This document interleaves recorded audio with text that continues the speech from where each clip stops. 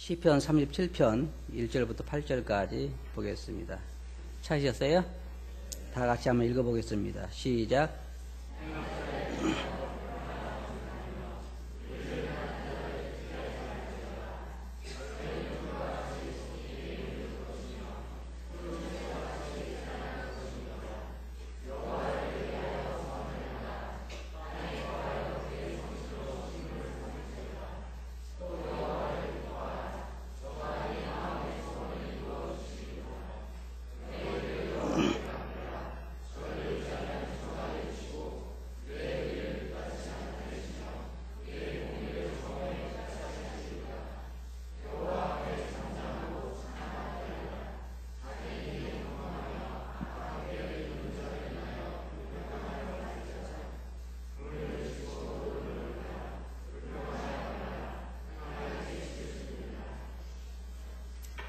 오늘날 우리가 사는 사회에는 지극히 참 죄악투성인 그런 세상이고 또 사람들이 날로 악해가는 그런 세상인데 그 가운데서 우리가 하나님을 믿고 산다고 하는 것이 그렇게 쉬운 일은 아닙니다.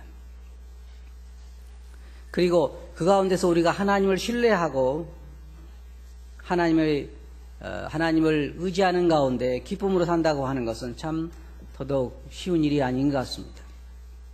여러분이 성경을 보시면 알겠지만 창세기부터 요한계시록까지 보면은 그들의 삶이 우리의 삶과 크게 다르지 않은 것을 볼 수가 있습니다. 그들의 삶은 그 삶의 시대에도 악인들이 많이 있었고 하나님을 믿는 사람으로 생활하기가 참 쉽지 않은 그런 환경이었고 오늘날 우리가 사는 시대에도 역시 하나님을 믿는 사람들로서 그렇게 살아가기가 쉬운 세상은 아닙니다. 여기 말씀 보면 행악자를 인하여 불평하여 하지 말며 불의를 행하는 자를 투기하지 말지어다 라고 말하고 있습니다. 근데 여러분 어때요? 여러분 주위에서 보면 근데 저도 운전을 하다 보면 왜 내 앞에서 운전하는 사람은 그렇게 담배꽁초를 잘 보이는지 모르겠어요. 그런 사람 여러분 많이 안 보셔도 차를 운전하다 보면 앞에 간 사람이 담배꽁초를 이렇게 던지죠. 그럼 여러분 마음속에 어떤 생각이 들어요? 그거 보면서 속에서 기쁨이 솟아나요? 불평이 생기죠? 어떻게 저런 사람들이 다 있는가? 우리가 그때 한번 우리 교회 연세 많으신 분들이 대천에 우리가 수양회 갔을 때 거기에서 어땠어요? 해수욕장에 나가보니까 아침 일찍 나가보니까 온 바다가 다 쓰레기 아주 하치장처럼 쓰레기를 잔뜩 부어왔던데 그러면서 형제자매들이 다 같이 한 얘기가 뭐냐면 이건 아니다. 그걸 보면서 감사하구나 그런 게 아니라 이건 아니다는 생각이 들잖아요. 우리 마음은 악을 볼 때 기뻐할 수가 없는 것입니다. 이 시편을 기록한 다윗도 보면은 역시 그 당시에도 많은 사람들이 죄악 가운데 살아가는 그런 사람들이 있었는데 그것을 인하여 우리 마음속에 불평할 수밖에 없고 우리 마음속에 참 기쁜 마음이 생길 수가 없는 것입니다. 그런데 다윗은 여기서 말하기를 악을 행하면서 사는 사람들을 보면서 불평하지 말라. 그리고 불의를 향하는 자들을 위하여 투기하지 말라. 이게 좀 생각할 때 이상하게 보이죠. 여기 보면 불평하지 말라 그 말은 무슨 말이냐면 애타하지 말라, 안달하지 말라, 불평하지 말라 그런 말과 같은 말입니다. 또 거기 보면 투기하지 말라 그랬는데 시기하지 말라 그렇게 말하고 있어요. 악을 행하는 사람 보고 여러분 시기합니까? 그러진 않죠. 여기서 말하는 건 뭐냐면 악을 행하면서도 부자가 돼가고 더 편하게 살 때 이게 참 어려운 것입니다. 이 시편을 보시면 다른 시편도 보시면 여러분 그게 나옵니다. 이 시편 기자는 하나님 앞에서 의롭게 사는 사람이 복 받는다 그렇게 생각하고 또 대부분 사람들이 그렇게 생각을 합니다. 하나님 앞에 의롭게 사는 것이 복을 받는다 그렇게 생각을 하는데 하나님 앞에 의롭게 살려고 하는 나는 고난투성이고 죄악 가운데 사는 이웃을 보니까 그 사람들은 더 일이 잘 풀리는 것 같고 돈도 더 잘 벌고 나보다 더 좋은 집에서 더 좋은 차를 타고 다니고 애들도 우리 집 애들보다 공부도 더 잘하고 그럴 때 어떤 생각이 들어요? 나의 모든 의로운 행위가 이게 무엇이 유익할까?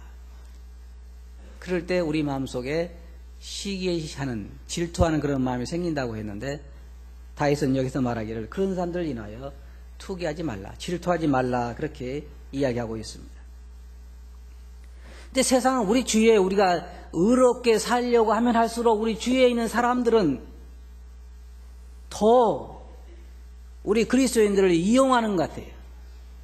그냥 자기가 죄를 행하면서 이렇게 가면 괜찮은데,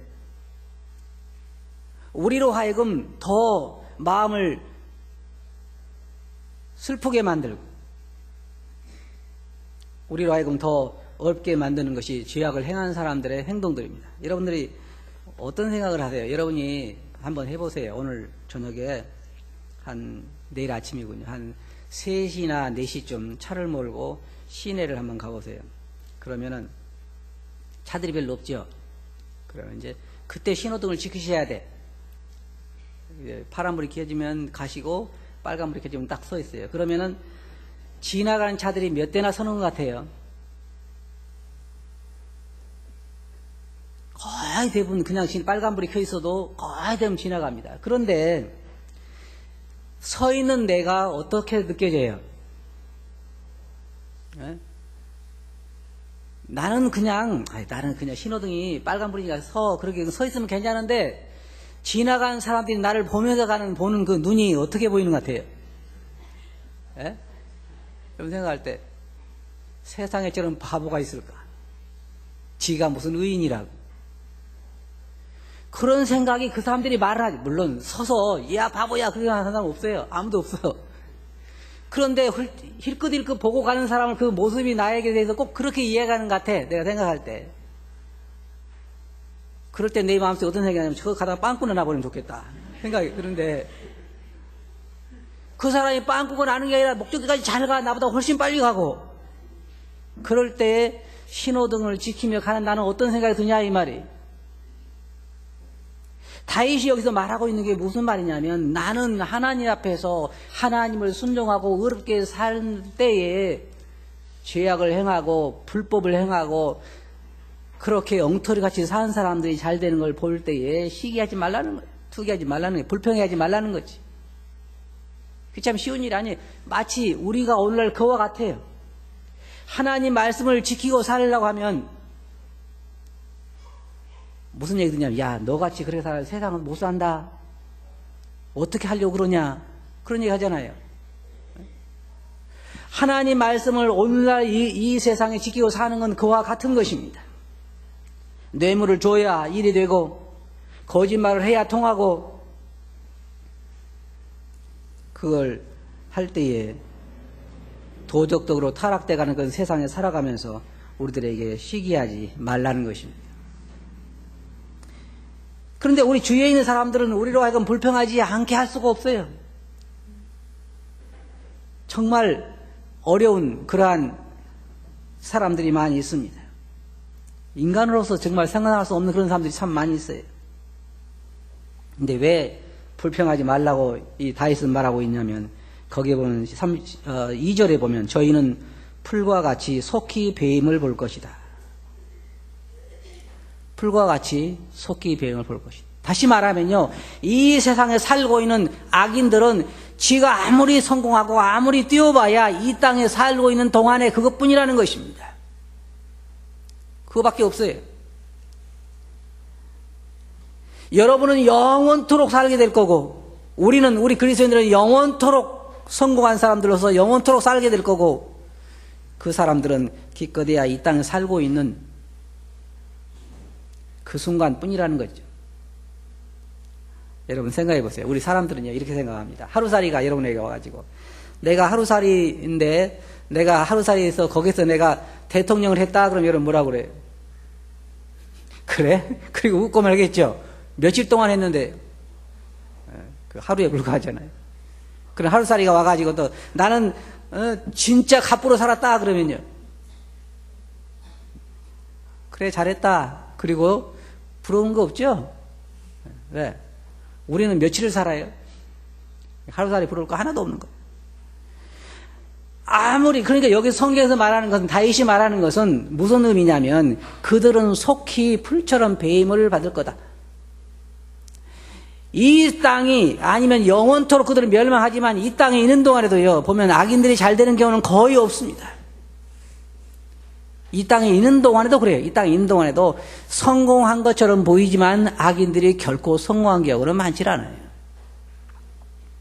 그렇기 때문에 불평하지 말라는 것입니다. 한번 생각해 보세요. 여러분 생각할 때 뒤에다가 다이아몬드를 한 자루 지고 가는 사람을 볼 때는 부럽겠죠. 왜? 엄청난 돈이 있으니까. 근데 그 다이아몬드 속에가 폭발물이 있는 사람 지고 가는 사람 어떤 생각하셨어요? 다이아몬드를 한 보자기 지고 가는데 그 속에 시한폭탄이 들어있어. 그러면 야, 나도 저렇게 지고 갔으면 그러겠어요? 예, 그런 한 번도 없죠. 시한폭탄이 없는 다이아몬드는 가지고 가고 싶죠. 네. 그런데 그 사람들이 지금 그런 사람들이라는 거예요. 왜? 그들은 속히 배임을 받을까. 저도 어느 날요, 성경 말씀을 보면서 그런 적이 있어요. 여러분이 밖에 나가시면, 이따 식사하시고 밖에 나가셔서 잠시 걸으시면서 한번 해보세요. 이 풀을 인간 세계로 말한다고 하면, 그 풀은 나름대로 꿈도 많고, 나름대로 자기 그 프라이버시도 있고, 많은 것이 있을 것입니다. 그러면서 풀하고 대화를 한번 해보세요. 풀아, 너 참 꿈도 많지? 그리고 네가 지금 나온 지 얼마 안 되는데 얼마나 꿈도 많고 창창한 세월을 기다리겠느냐? 그러면서 손으로 그 풀을 한번 뜯어보시라고. 그러면 손으로 풀을 뜯는 순간에 풀의 모든 꿈은 어떻게 돼요? 끝난 거예요. 다윗이 여기서 말하는 것처럼 그들은 풀과 같이 속히 배임을 볼 것이다. 아무리 풀에게 꿈이 많고 돈이 많고 높은 권력에 있는 그런 풀이라 할지라도, 강한 것이 있는 풀이라 할지라도 여러분이 낫을 들어서 풀을 베는 순간에 풀의 모든 것은 끝나고 마는 것입니다. 이 세상에 살고 있는 모든 악인들이 그러하다는 거예요. 모든 악인들이. 그러니까 불평하지 말라는 거예요. 여기에 말하고 있는 거죠. 두 번째로 보면 여호와를 기뻐하고 그를 의뢰하라, 신뢰하라. 거기에 3절 보면 여호와를 의뢰하여 선을 행하라. 땅에 거하여 그의 성실로 식물을 삼을지어다. 또 여호와를 기뻐하라. 저가 내 마음의 소원을 이루어 주시리로다. 이 그리스도인들처럼 하나님을 믿는 사람처럼 복받은 사람들은 없습니다. 여기 보면 여호와를 기뻐하라 그랬습니다. 먼저는 거기에 보면 여호와를 신뢰하라 그랬는데, 여호와를 신뢰한다고 하는 것은 대단히 중요한 것입니다. 모든 것이 신뢰의 문제입니다. 예를 들어서요, 사람은 살아보면요, 오해할 수 있는 소지가 엄청나게 많습니다. 제가 어느 날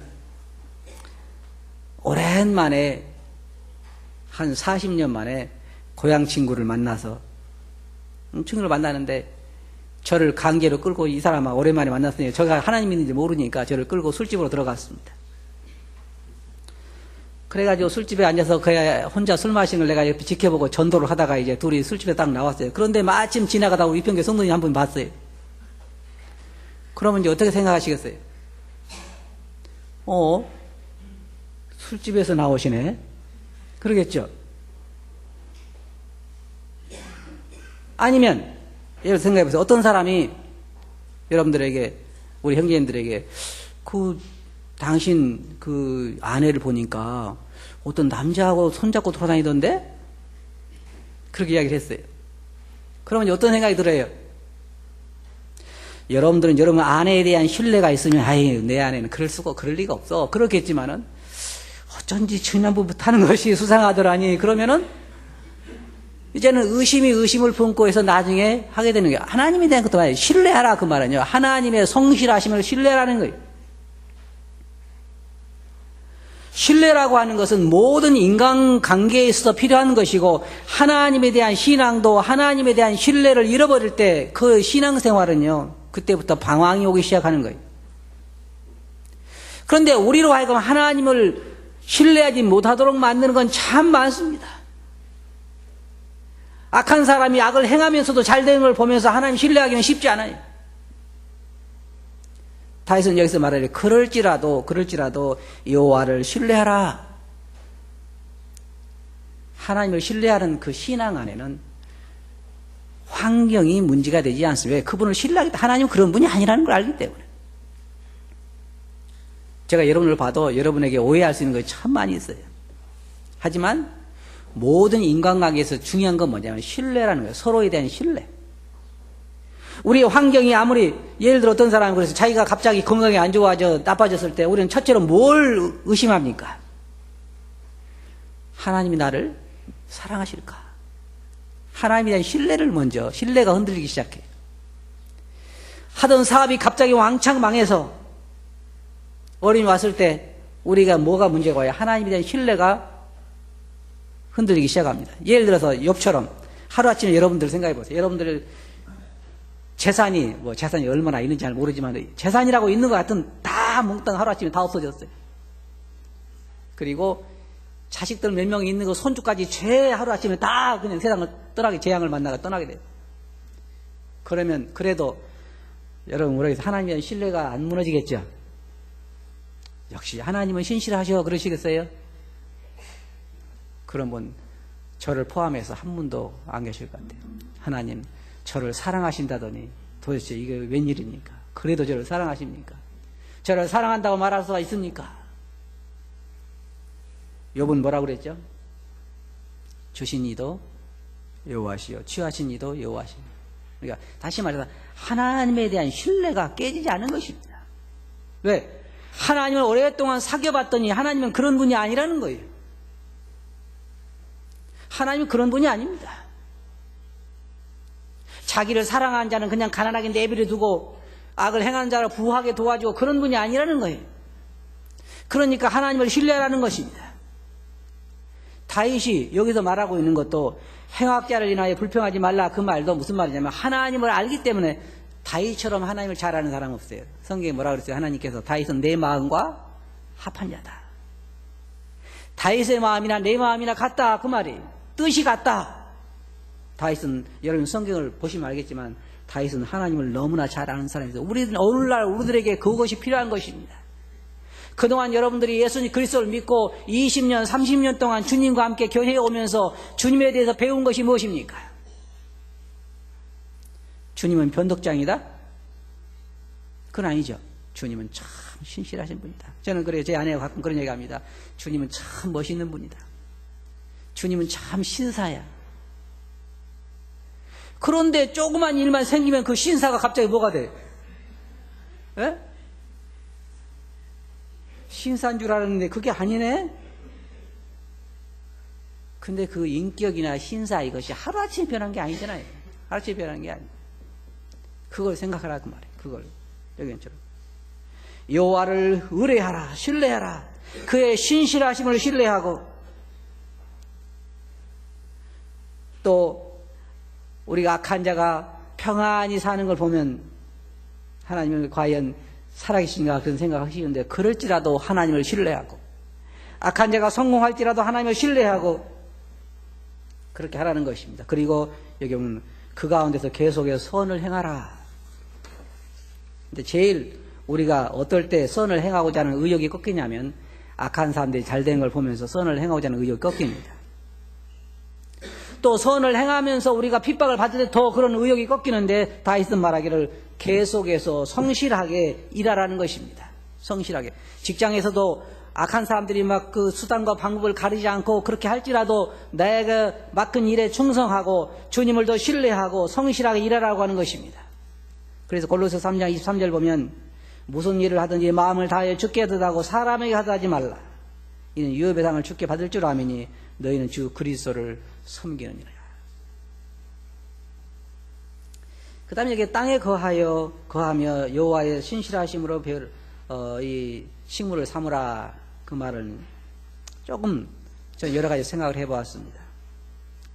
땅에 거하여라고 하는 건 무슨 말일까? 물론 여러 가지가 있겠지만 제가 생각할 때는 하나님이 약속하신 땅에 머무르라 그런 말이 아닐까 생각해봤어요. 왜냐하면 우리 성경에 보면은 흉년이 들고 어려움이 있을 때 다른 이방인 지역으로 하는 사람도 더 있잖아요.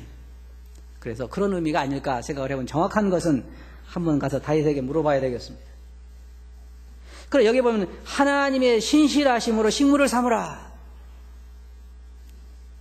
그러니까 하나님이 그동안 우리에게 신실하게 해오신 것, 이런 것들을 우리의 양식으로 삼고 거기에 만족하라, 하나님의 신실하심으로 만족하라라고 생각해 볼 수가 있습니다. 시편 37편 23절 24절 보면 거기에 우리가 잘 읽어봤으면 좋겠습니다만, 여호와께서 사람의 걸음을 정하시고 그 길을 기뻐하시나니 저는 넘어지나 아주 넘어지지 아니하면 여호와께서 손으로 붙드심이로다. 하나님께서는 그 사랑하신 자를 붙들어 주십니다. 하나님께서는 절대로 의인이 그의 길을 가는 것에 그냥 방관하지 않습니다. 지금 보기에는 모든 것이 뒤죽박죽해 보입니다. 악인이 더 잘되고 권모와 술수를 쓰는 사람들이 더 잘되는 것 같고, 그러지만은 하나님 앞에서는 절대로 그렇지 않은 거예요. 여기 있는 것처럼 풀이 배임을 받는 것처럼, 그리고 금방 말림이 되는 것처럼 그렇게 악인들은 금방 망하게 될 거라고 하는 것입니다. 조금 전에 읽은 것처럼 여호와를 기뻐하라. 이 성경에 보면, 원래 그 영어 성경에 보면 그런 말이 나오거든요. 여호와 안에서, 하나님 안에서 기뻐하라. 하나님 안에서 즐거워라는 것입니다.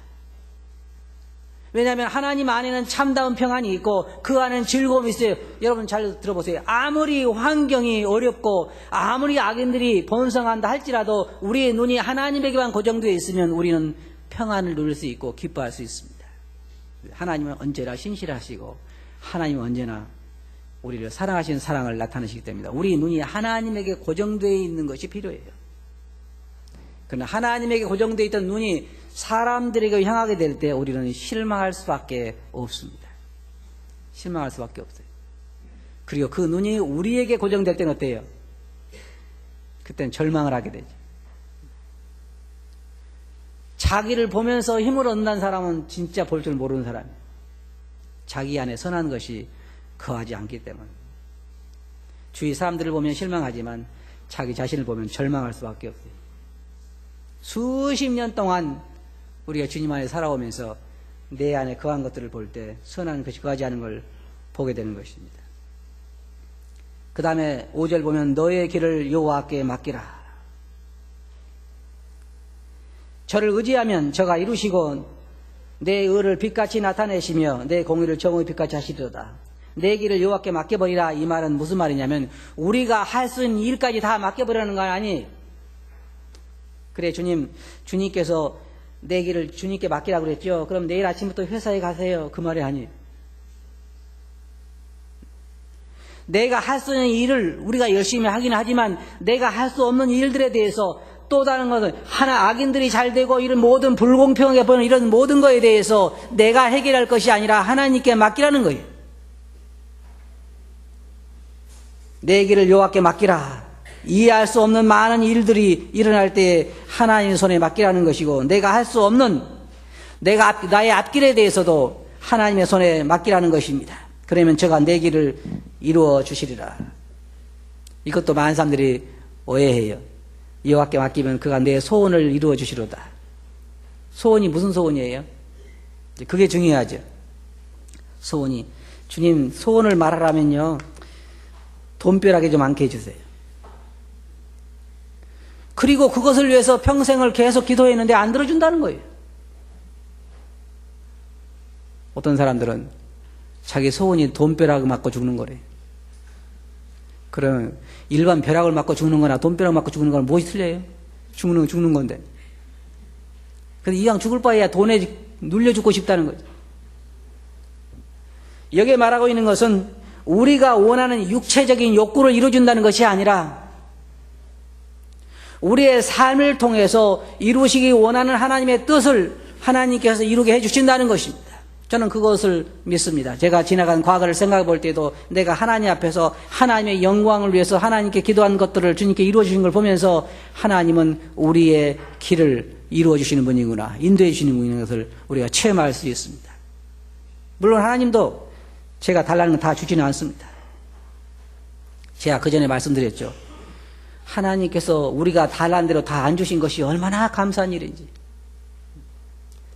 제가 만약에 기도한 대로 됐으면 여러분 여기 한 분도 안 계셔요. 무슨 얘기인지 아시겠어요? 깨닫는 자는 깨달을지언정. 무슨 말이냐면 제 아들 정의가 그전에 했죠. 저희 아버지 하늘나라 가게 해주세요 기도했는데 그 기도 들으셨다면 지금 제가 여기 있겠어요? 벌써 하늘나라에 갔지. 하나님께서 우리의 모든 기도를 들으신 것은 사실입니다. 여러분 그것은 오해하지 마세요. 여러분이 입을 통해서 말하는 모든 기도는 들으십니다. 하지만 무슨 기도를 들어야 줄지 하나님께서는 잘 아시기 때문에 다 여러분 원하는 대로 여러분 육체의 욕구를 이루어주는 것이, 문제는 여러분이 기도에 많은 기도를 했는데 기도 응답이 적다는 분들은요 생각해 보실 필요가 있어요. 그것이 기도가 어떤 기도였던가. 그러나 여기 있는 것처럼 내 길을 여호와께 맡기라. 내가 할 수 없는 일까지 내가 가지고 짐을 지고 할 것이 아니라 맡기라는 거예요. 주님께서 뭐라고 했어요? 수고하고 무거운 짐자들아 다 내게로 오라. 내가 너희를 쉬게 하리라. 그런데 문제는 뭐가 있냐면 짐을 지고 예수님께 나온까지 나왔어. 그리고 나서는 예수님께 나와서 어때요? 짐을 지고가 같이 이야기하면서 주님하고 이야기하는 거예요. 어떤 사람이 그랬다니 택시 탈 때 짐을 지고 있었다며요. 그래 왜 짐을 지고 있냐 그러니까 아이고 택시 타는 것도 미안한데 짐까지 내려놓으면 어떻게 해요? 똑같은 얘기예요. 주님께 나올 때는 왜 나온 거예요? 우리의 무거운 짐을 내려놓기 위한 거고, 내가 내 삶을 계획할 수 없고 내가 내 삶을 미래를 알 수 없기 때문에 하나님의 선하신 손길에 내 인생을 맡기는 거예요. 그게 그런 삶이잖아요. 나의 앞길을 맡기는 것입니다. 주님 내 삶이 여기 있습니다. 이거 이제 주님 것입니다. 주님께서 내 삶을 주관해 주세요라고 주님께 맡기고 이제 주님께 이루어 주신 대로 내가 순종을 사는 것인데 삶을 맡기지 못하는 거예요. 우리의 짐을 내려놓으라는 것입니다. 내 인생을, 내 앞길을 주님께 맡기라는 거예요. 그리고 우리는 어떻게 해야 돼요? 주님 감사합니다. 이 길이 주님께서 주신 길이라면 가겠습니다. 그래야 되는데 안 맞는 거예요. 길이. 왜? 내 길 다르고 누구 길 다르니까. 주님 길 다르니까. 이스라엘 백성들이 성경 보면, 여러분 성경 보시면 광야를 여행하면서 이런 말이 나와요. 길을 인하여 마음이 상하니라. 그러죠. 길을 인하여. 이스라엘 백성들이 기대한 길은 무슨 길이에요? 아주 순탄하고 좋은 길인데 이 사막의 길이 좋지 않아요. 우리 그리스도인들도 우리가 기대하는 하나님께 나와서 하나님께 우리 인생을 맡길 때는 우리가 기대하는 길이 다 있어요. 어떤 길이에요? 태평하고 평안하고 고통도 없고 그런 길이에요. 자식도 생전 안 아프고 애들도 맨날 시험 보면 몇 점 맞고 다 100점 맞고 다 그런 길인데 그런 길이 아니네. 그러니까 어때요? 하나님, 내가 하나님께 내 인생을 맡겼더니 고작 이것이 하나님께 주신 것입니까? 근데 여러분들이요 한 가지 분명히 아세요. 여러분이 하늘나라에 가시면 하나님은 신실하시다는 것을 맨 먼저 고백하게 될 거예요. 맨 먼저. 하나님은 자기의 삶을 자기에게 의탁한, 다시 말해서 우리가 하나님께 우리의 삶을 의탁하고 우리 길을 하나님께 맡겼을 때에 그 길을 하나님께서 모르채 하신 분이 아닙니다. 그가 우리의, 뭐라 했어요? 여기에 우리 길을 여호와께 맡기면 뭐라고 말하고 있습니까? 그가 우리의 의를 그가 이루시고 내 의를 빛같이 나타내시며 내 공의를 정오의 빛같이 하시리로다. 내가 의롭게 살면서 악한 사람들 가운데서 의롭게 살지만 빛이 전혀 나지 않지만 하나님께서는 그것을 빛나게 하시고 내 공의를 모든 사람 앞에 분명하게 드러낼 거라고 하는 것이죠. 그러니까 여호와를 신뢰하고 잠잠히 그 앞에 기다리라는 것입니다. 이게 그랬죠. 7절에 보면 여호와 앞에 잠잠하고 참아 기다리라. 자기 길이 형통하며 악한 꾀를 이루는 자를 인하여 불평하지 말지어다. 분을 그치고 노를 버리라. 불평하지 말라. 행하게 치우칠 뿐이니라. 첫째 여기 뭐라면 잠잠하라. 그래서 이게 참 쉬운 일이 아닙니다. 악을 행하는 걸 보면서 잠잠한다고 하는 쉬운 일이 아니에요. 그냥 하나님은 잠잠하라고 말하고 있습니다. 하나님께서는 몇 년 동안 잠잠하고 계십니까?